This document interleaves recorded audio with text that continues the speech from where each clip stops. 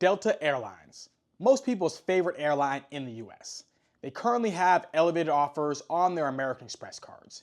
In this video, I'm going to go over why you should be considering getting one of their cards. Now, you may have heard some people say that Delta miles are the worst miles in the game. They'll call them Delta Sky Pesos, and they'll tell you that you should never get any of them. Now, I will agree that Delta Sky miles are not the strongest miles out there, but I think that there's absolutely nothing wrong with wanting to get some Delta Sky miles.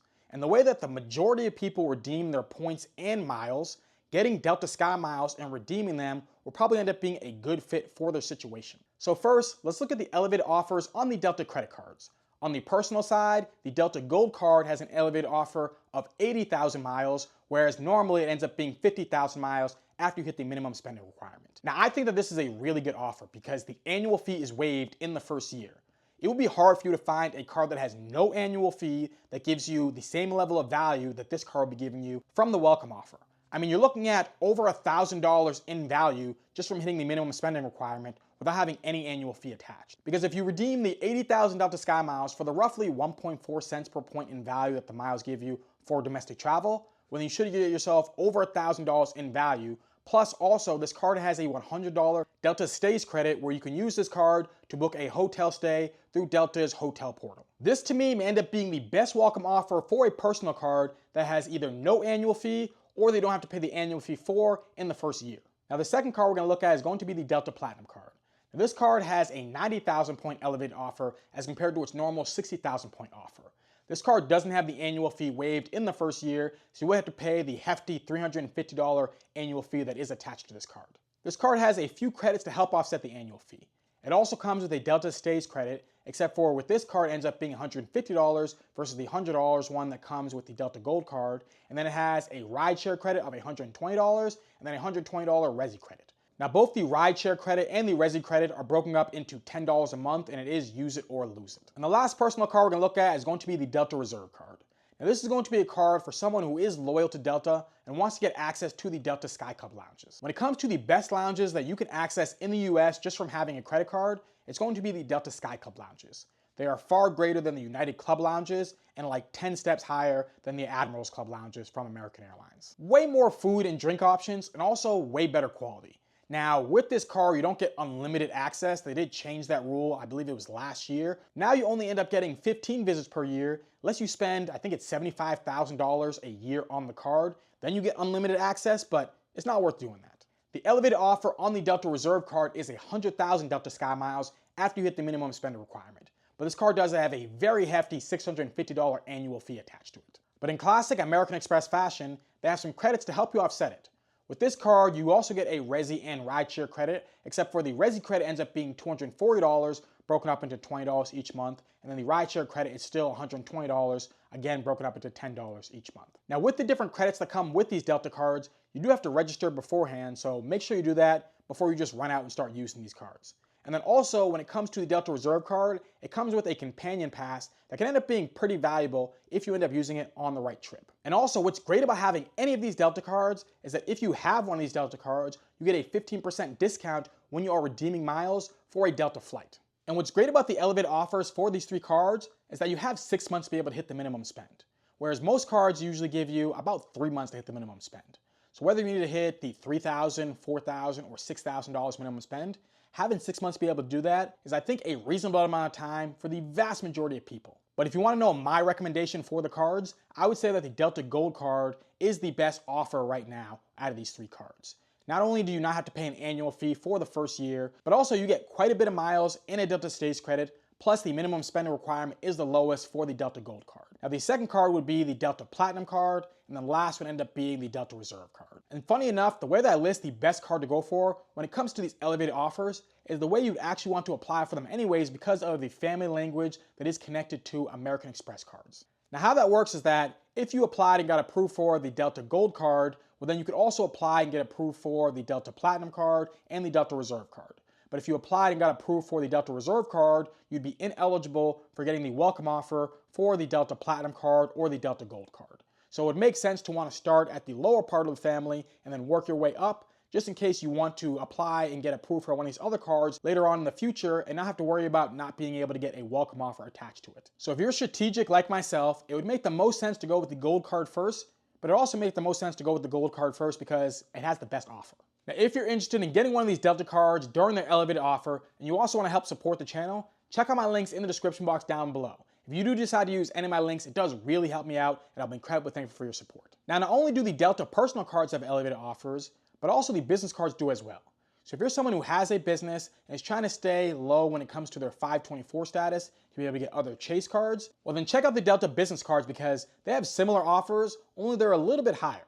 So when you look at the Delta Business Gold card, instead of it being 80,000 points, you'd end up getting 90,000 points after hitting the minimum spending requirement. When it comes to the Delta Business Platinum card, you would get 100,000 points instead of the 90,000 as the personal side. And when it comes to the Delta Business Reserve card, you get 110,000 as compared to the 100,000 on the personal side. Now, when it comes to the Gold Business, Platinum Business, and Reserve Business, they're very similar cards with minor differences when it comes to the benefits and credits. Now, I've had the Delta Business Gold card before, and I was trying to apply for the Delta Business Platinum card, but apparently I'm in Amex's pop-up jail, which means that I'm ineligible to get a welcome offer if I do end up getting approved for this card. So because of that, I decided to cancel my application in hopes I can get the welcome offer sometime later on in the future. Now, you may have noticed that I haven't talked about the earnings on these cards or how you can end up getting status by using these cards.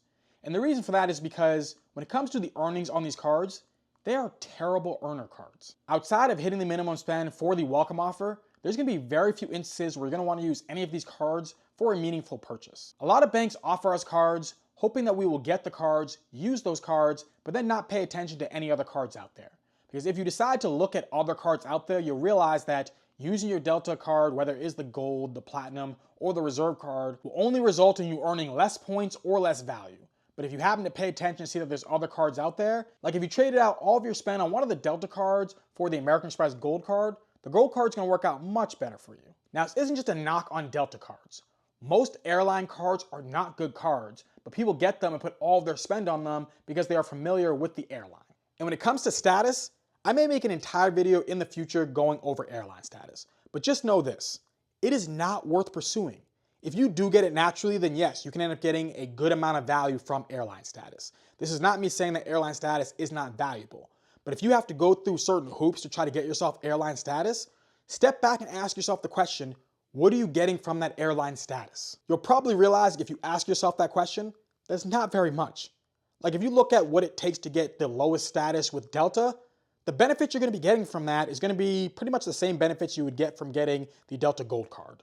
So you want to have early boarding? Okay, well you get priority boarding with the Delta Gold card. You want to be able to get free check bags? You get free check bags with the Delta Gold card. The Delta Gold card costs under $100 to get, which means that any type of hassle you'd have to do to get the lowest level of status with Delta shouldn't cost you more than $100. And if we start looking at top tier diamond status, you either have to do an enormous amount of spend with Delta or an astronomical amount of spend on the Delta Reserve card. If you instead just book the seats you want with the points that you have, or just don't always choose Delta and choose the cheaper flight, grab that savings, and then use that savings to again book the seat you want, this will end up being cheaper and give you what you want guaranteed instead of praying that you can get an upgrade for the seat that you want. I don't want to have to pray for the seat that I want.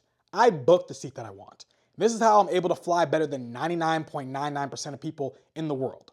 I'm not saying this to brag, I'm saying this because I'm strategic and I have zero airline status. Now again, if you are flying all the time for work and you get airline status with Delta, then enjoy your status. But if you are trying to go out of your way to get Delta status, I promise you it is not worth it. Now let's look at the miles that you will get from getting one of these Delta cards. And again, don't listen to the people online that will tell you they're gonna get no value from getting any of these Delta cards. They are lying to you. Because last year, I flew around the US and I flew with Delta, redeeming my Delta Sky Miles. I flew from Los Angeles to Nashville, round trip, redeeming Delta Sky Miles. And if anyone was flying on this exact same flight with me, they would have wished they had some Delta Sky Miles as compared to paying close to $400 for these tickets. The reason why people knock Delta Sky Miles so much is because of the difficulty to get outsized value with their miles. Like say you want to fly in business class from the US over to Europe and you're redeeming American Airlines miles. If you found Saver Award availability, you could do it for under 60,000 American Airlines miles. Heck, even with United, if you found Saver Award availability, you could do it for under 100,000 United miles. But with Delta, you'd be looking at 400-ish thousand Delta Sky Miles to be able to book a business class flight from the US over to Europe, and this is just one way. So at that cost, if you hit the minimum spend for the Delta Gold, the Delta Platinum, and the Delta Reserve card, you probably still wouldn't have enough miles to be able to book a business class flight over to Europe. And that's pretty sad. So if you were looking to get outsized value for your miles, well then Delta Sky Miles are probably not for you.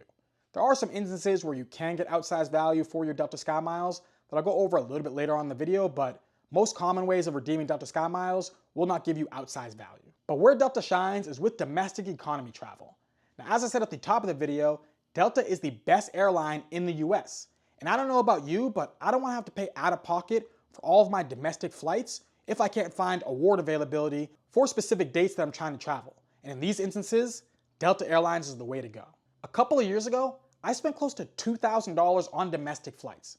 But last year, I was able to fly to Nashville, New Orleans, Mexico City, which I know isn't domestic, but I used Delta to get there, all redeeming Delta Sky Miles. One of the things that will happen to you in the world of points and miles as you become more advanced is that you'll have certain points that you don't want to redeem for below a certain value because then you end up getting bad value for your points, but then you also have travel costs that end up being in this space where you need to cover this travel costs. An example would be, say you happen to have 500,000 American Express membership reward points, and you want to fly from Los Angeles over to Oregon.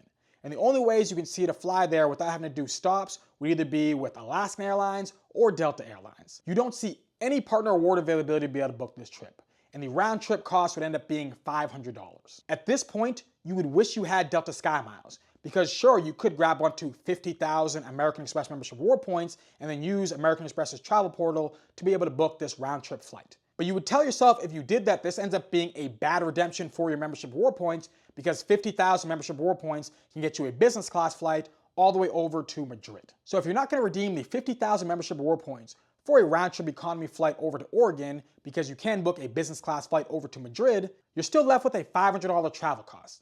Now some people would say just pay the $500, which I've done in the past before for many different domestic flights, but I would rather stop paying for all these domestic flights if I can, and the way to be able to do that is by getting certain points that are specifically used for domestic travel. So when people knock things like Delta Sky Miles, JetBlue Miles, and Southwest points, these are all great points to be able to use for domestic travel and can save you many hundreds, if not thousands of dollars throughout the year redeeming their points. Most advanced people in the world of points and miles will tell you that you shouldn't earn these miles, but I'm someone who will tell you that you should. Because while we all will dream of flying in business class to faraway places, the reality is that this is either going to stay a dream or it's going to be something that rarely happens. Whereas doing domestic economy flights or short haul flights to Mexico is something that will happen, and you're going to need a way to be able to cover that travel cost. And if you do begin to become more advanced in the world of points and miles and you start to travel internationally in luxury, well, there are ways to redeem your Delta Sky Miles for outsized value when you start doing this. You do have to be strategic when you are doing this, but there are ways to do it. What you have to do is make sure that you do not touch any of North America redeeming your Delta Sky Miles. So an example would be that I redeemed Delta Sky Miles to fly round trip in business class on Korean Air for 30,000 Delta Sky Miles. This was a solid deal that would have been close to like $1,400 if I paid cash out of pocket, giving me close to about 4 cents per point for my Delta Sky Miles. To get outsized value for your Delta Sky Miles, you don't want to be flying with Delta. You want to be flying with one of their partners and also not touching any of North America. Doing this will get you really good value for your Delta Sky Miles. Now, I am not saying that Delta Sky Miles are the best miles. They are far from it. But when I see people online all the time dogging Delta Sky Miles, I look at it and think to myself, Delta Sky Miles are perfectly fine miles for domestic travel. If you are someone who is a domestic traveler who normally travels in economy and you want to save some money, get yourself some Delta Sky Miles by getting one of these Delta's elevated offers. But hopefully you enjoy this video. Let me know in the comment section down below, what are your thoughts about Delta Miles and also Delta Airlines in itself? Do you think that it's the best airline in the US, or do you think one of the other airlines is better? Now, if you happen to have any questions, you can drop it down in the comment section down below. I'll do the best I can to answer it. If you happen to be interested in any cards, check my links in the description box down below. If you use any of my links, it does really help out the channel, and I'd be incredibly thankful for your support. If you want to become a points and miles booking expert, go to Points Travel 101 to purchase my course. After completing my course, you will feel confident with booking business and first class flights all over the world. If you happen to realize this video, do me a favor. Hit that like button, hit that subscribe button, share this video, and have a beautiful rest of your day. Peace.